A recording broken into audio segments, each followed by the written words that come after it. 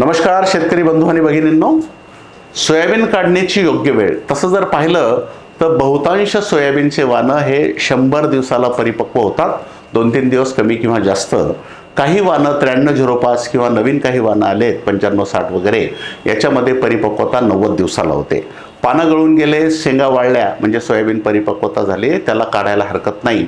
पण मोठ्या प्रमाणात पाऊस असल्यामुळं, जमिनी भिजलेल्या असल्यामुळं, जमिनीत ओलावा असल्यामुळं सोयाबीन काढणी बऱ्याच शेतकऱ्यांची रेंगाळलेली आहे. आणि नैसर्गिक परिपक्वता झाल्यानंतरही सोयाबीन काढणं जमिनीत ओलावा असल्यामुळे शक्य होत नाही. तरी काळजी करू नका. नैसर्गिक परिपक्वतेनंतरही सोयाबीनच्या शेंगा साधारणतः 10-12 दिवस फुटत नाही. आता 8 तारखेपासून 15 तारखेपर्यंत कंप्लीट कोरडं वातावरण आहे. या कालावधीमध्ये 8 ऑक्टोबर ते 15 ऑक्टोबरमध्ये तुम्ही सगळ्या ठिकाणचं सोयाबीन काढू शकता, मळणी करू शकता. आणि त्याचं जर मॉइश्चर, आर्द्रता कमी असेल, दातात सोयाबीन चावल्यानंतर चिमलं तर ते ओलं आहे किंवा आर्द्रता जास्त आहे.